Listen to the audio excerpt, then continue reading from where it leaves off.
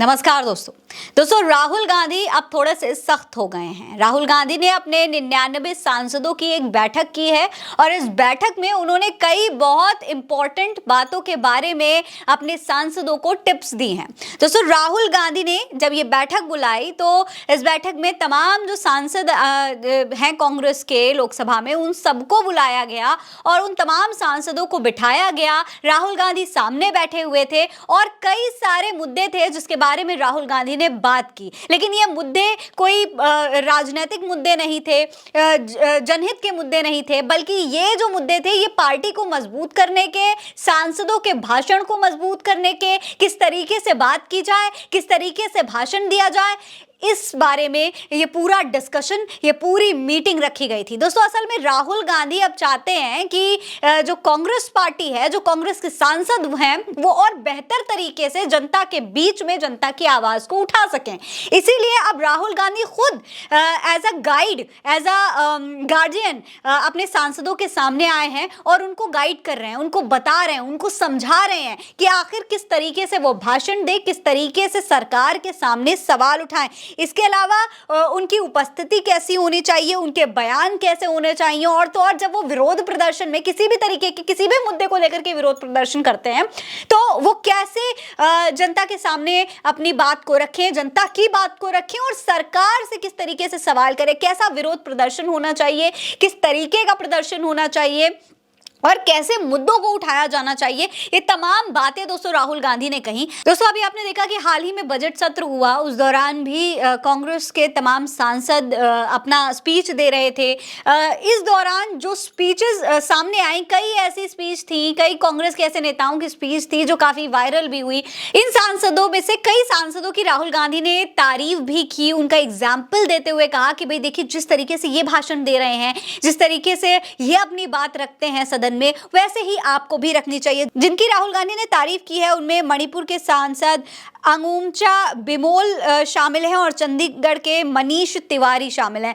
तो आपने देखा मनीष तिवारी जो हैं वो काफ़ी एक्टिव रहते हैं। ये दोनों जो सांसद हैं इनकी वीडियो सोशल मीडिया पर बहुत वायरल होती है। जब भी ये भाषण देते हैं तो इनकी भाषण में कितना वजन होता है, इनकी बात में कितना वजन होता है और कितनी मजबूती के साथ ये मुद्दे को उठाते हैं, ये बात राहुल गांधी ने इस बैठक के दौरान अपने सांसदों से कही। इसके अलावा मनीष तिवारी ने जिस तरीके से अमेरिका से लाए गए भारतीयों का मुद्दा उठाया, कोलंबिया का हवाला देते हुए ये बताया कि देखिए कोलंबिया जैसा एक छोटा देश है जो कि अपने देश के लिए, अपने लोगों के लिए आवाज उठा सकता है, तो फिर भारत सरकार ऐसा क्यों नहीं कर सकती है। ये बात मनीष तिवारी ने कही थी और राहुल गांधी को ये बात बेहद अच्छी लगी कि देखिए किस तरीके से मनीष तिवारी ने इस सवाल को उठाया और इस पर सरकार को घेरा भी। सरकार इस पर एक तरफ से घिरती हुई नजर आ रही थी। मनीष तिवारी ने यह भी कहा था कि अगर भारत के नागरिकों को इस तरीके से जलील किया जाता है तो प्रधानमंत्री नरेंद्र मोदी को पुनर्विचार करना चाहिए। ये बयान जो मनीष तिवारी का था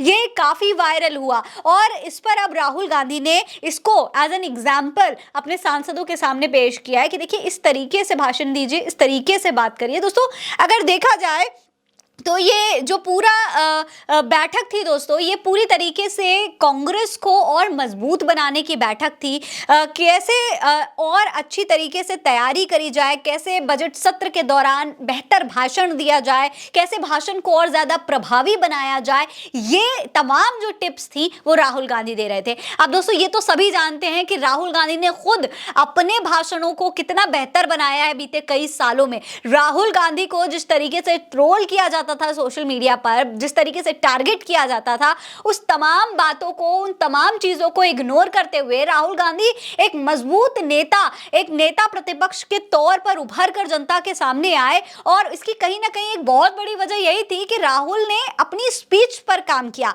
राहुल ने अपने प्रेजेंटेशन पर काम किया, राहुल ने अपने भाषणों पर, अपने मुद्दों पर काम किया। किस तरीके की बातें, किस तरीके की कहानियां, किस तरीके की जनता के साथ कनेक्शन राहुल गांधी ने बनाया, वो एक बहुत अहम बात थी जो राहुल को बदलाव की तरफ लेकर गई, राहुल को एक बेहतर नेता बनाने के काम आई। अब वही बातें दोस्तों राहुल गांधी अपने सांसदों को गाइड कर रहे हैं।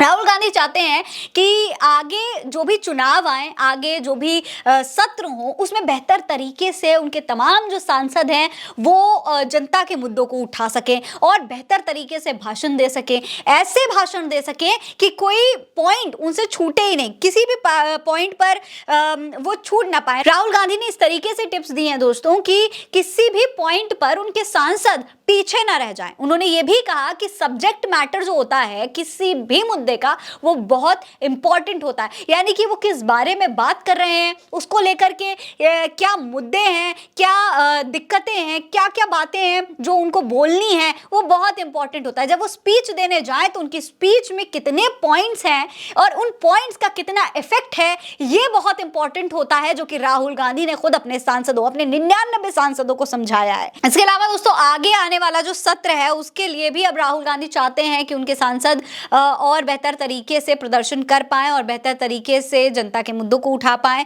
अब दोस्तों लोकसभा और राज्यसभा की कार्रवाई को क्योंकि 10 मार्च तक के लिए स्थगित कर दिया गया है, इसीलिए अब अगला जो सुनवाई होने वाली है, जो अगली कार्रवाई होगी वो 10 मार्च के बाद ही होगी। तो ऐसे में ये जो टाइम पीरियड है, ये जो गैप है, वो कहीं ना कहीं कांग्रेस के 99 सांसदों के लिए बेहद इंपॉर्टेंट है, क्योंकि इस गैप के दौरान वो तमाम जो उनके मुद्दे होने वाले हैं, जो उनका भाषण होने वाला है, उस पर बेहतर तरीके से जो है प्रैक्टिस कर सकते हैं, उस पर विचार कर सकते हैं। इसके साथ ही वक्फ बोर्ड संशोधन विधेयक पर जेपीसी की रिपोर्ट संसद में पेश कर दी गई है। इसके साथ ही दोनों सदनों में केंद्रीय बजट पर बहस भी पूरी हो गई है। वित्त मंत्री निर्मला सीतारमण ने मैराथन मार्च का जवाब भी दिया है। विधेयक 2024 पर जेपीसी की रिपोर्ट भी संसद के दोनों सदनों में पेश की गई है, लेकिन आगे आने वाले सदन में जेपीसी की इसी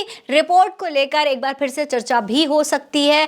कई सारे मुद्दे, नए मुद्दे हैं जो कि उभर करके सामने आएंगे। अब देखना होगा कि राहुल गांधी ने ये जो टिप्स अपने सांसदों को दी हैं वो कितनी इफेक्टिव साबित होती हैं, वो राहुल गांधी के सांसदों के भाषण को कितना इफेक्टिव बनाती हैं। आपको क्या लगता है? अपनी राय हमें कमेंट सेक्शन में लिखकर जरूर बताएगा।